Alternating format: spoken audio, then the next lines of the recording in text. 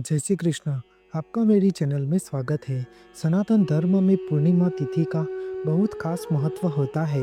इस पूर्णिमा को वट पूर्णिमा भी कहा जाता है। हिंदू पंचांग के अनुसार ज्येष्ठ माह के 2 बार वट सावित्री का व्रत पड़ता है। इसी तिथि को लेकर भिन्न भिन्न मत है। वट सावित्री व्रत अमावस्या की तरह ज्येष्ठ माह की पूर्णिमा तिथि को भी रखा जाता है। ज्येष्ठ माह के शुक्ल पक्ष की पूर्णिमा तिथि के दिन वट सावित्री का व्रत रखा जाता है। इसे वट पूर्णिमा भी कहते हैं। यह व्रत एवं उपवास सुहागिन महिलाओं के लिए बेहद खास होता है।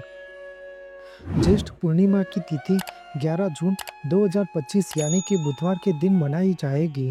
ज्येष्ठ माह की शुक्ल पक्ष पूर्णिमा तिथि की व्रत कथा इस प्रकार है कि पौराणिक कथा के अनुसार ऐसा माना जाता है कि मद्र देश में अश्वपति नाम का धर्मात्मा राजा का राज था और उनकी कोई भी संतान नहीं थी। राजा ने संतान प्राप्ति के लिए यज्ञ करवाया, जिसके शुभ परिणाम के बाद उनके घर एक कन्या का जन्म हुआ। इस कन्या का नाम सावित्री रखा गया। समय के साथ साथ जब सावित्री बड़ी हो और विवाह योग्य हुई तो उन्होंने धूमत्सेन के पुत्र सत्यवान को अपनी पुत्री के विवाह योग्य चुन लिया। सत्यवान के पिता भी एक राजा ही थे, लेकिन उनका राजपाट छीन गया था, जिसके चलते वह दरिद्रता और में अपना जीवन व्यतीत कर रहे थे। सत्यवान के माता पिता की भी आंखों की रोशनी चली गई थी और वह जंगल से लकड़ी काटकर उसे बेचकर अपना गुजारा कर रहे थे। वही जब सावित्री और सत्यवान के विवाह की बात चली तब नारद मुनि ने सावित्री के पिता राजा अश्वपति को बताया कि सत्यवान अल्पायु है और विवाह के 1 वर्ष पश्चात ही उनकी मृत्यु हो जाएगी।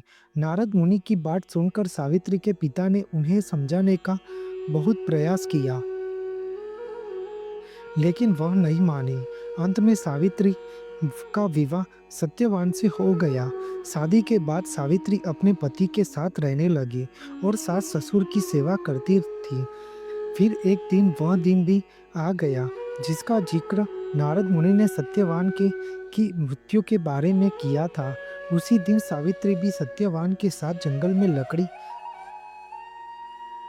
लेने गई। जंगल में सत्यवान लकड़ी काटने के लिए जैसे ही पेड़ पर चढ़ने लगा कि उसके सिर में असहनीय पीड़ा होने लगी।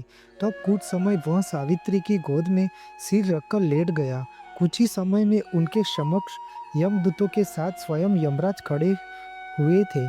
सत्यवान भी मृत्यु हो जाने के बाद यमराज सत्यवान की आत्मा को लेकर दक्षिण दिशा की ओर चलने लगे। तब प्रतिव्रता सावित्री भी उनके पीछे चलने लगी। आगे जाकर यमराजा ने सावित्री से कहा कि हे पतिव्रता नारी, जहाँ तक मनुष्य साथ दे सकता है तुमने अपने पति का साथ दे दिया, अब तुम वापस लौट आओ। तब सावित्री ने यमराजा से कहा कि जहाँ तक मेरे पति जाएंगे वहाँ तक मुझे जाना चाहिए, यही सनातन सत्य है। यमराजा सावित्री की वाणी सुनकर प्रसन्न हुए और उनसे 3 वर मांगने को कहा। यमराजा की बात का उत्तर देते हुए सावित्री ने कहा कि मेरे सास ससुर अंध है, उन्हें नेत्र ज्योति प्रदान करे। तब यमराजा ने तथास्तु कहकर उसे लौट जाने को कहा और आगे बढ़ने लगे, किंतु सावित्री यमराजा के पीछे ही चलती रही। यमराज ने प्रसन्न होकर पुनः वरदान मांगने को कहा। तब सावित्री ने फिर दूसरा वरदान यह मांगा कि मेरे ससुर का खोया हुआ राज्य उन्हें वापस मिल जाए। इसके बाद सावित्री ने यमराजा से तीसरा वरदान मांगा कि मैं सत्यवान के 100 पुत्रों की मां बनना चाहती हूँ, कृपा कर आप मुझे इस वरदान प्रदान करें। सावित्री की पति भक्ति से प्रसन्न होकर यमराजा ने सावित्री को तथास्तु कहा, जिसके बाद सावित्री ने कहा कि मेरे पति के प्राण तो आप लेकर जा रहे हो, तो आपके पुत्र प्राप्ति का वरदान कैसे पूरा होगा। तब यमराज ने अंतिम वरदान को देते हुए सत्यवान की जीवात्मा को बंधन पास से मुक्त किया।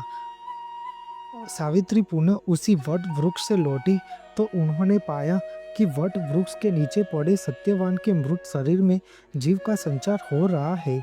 कुछ देर में सत्यवान जीवित हो गया। उधर सत्यवान के माता पिता की आंखें भी ठीक हो गई और उनका खोया हुआ राज्य भी वापस मिल गया। इसलिए पौराणिक मान्यता है कि ज्येष्ठ माह की पूर्णिमा तिथि पर वट सावित्री व्रत करने से पति की आयु लंबी होती है और परिवार में भी सुख समृद्धि बनी रहती है।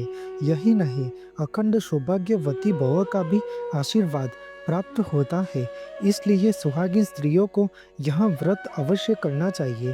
आपको मेरी यह माहिती अच्छी लगी हो तो मेरे चैनल को लाइक, शेयर, कमेंट, सब्सक्राइब करें और बेल आइकन को दबाना ना भूलें।